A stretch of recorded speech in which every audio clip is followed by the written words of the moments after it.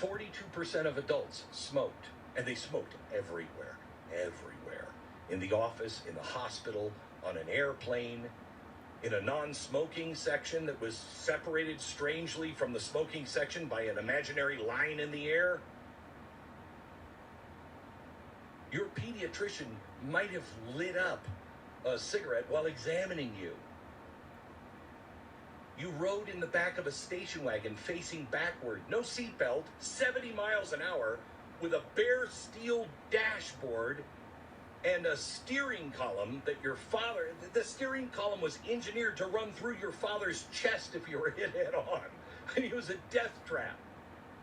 26,000 Americans died every year in alcohol-related crashes. How's that possible? Because drunk driving wasn't a crime. It was a personality trait. You'd hear people laugh about, I gotta tell you, I don't even remember driving home. What? Did you know that airplanes got hijacked constantly? Between 1961 and 1972, there were more than 150 hijackings of an American aircraft. There was a stretch where it happened on average once every other week.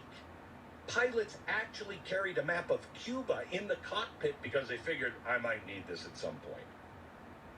There wasn't any screening. You walked to the gate like you were walking to a bus station. Universal passenger screening didn't begin in this country till January of 1973, and I don't even know what that means. Because I remember it between 73 and 2001. I don't remember us being screened. What are you talking about? You just walked onto the plane. Then there were the things that people did not say. If a man beat his wife, that's a private matter. If a child was being hurt, keep your voice down. Cancer was a word you said like this. I think Grandpa has cancer. A child with leukemia in 1974 had roughly even odds of seeing 5 more years. Today, seeing 5 more years, that's 90%. Roughly 1 million American children with disabilities were not in school. I don't mean struggling in school. They weren't in school. They were legally excluded because they had a disability.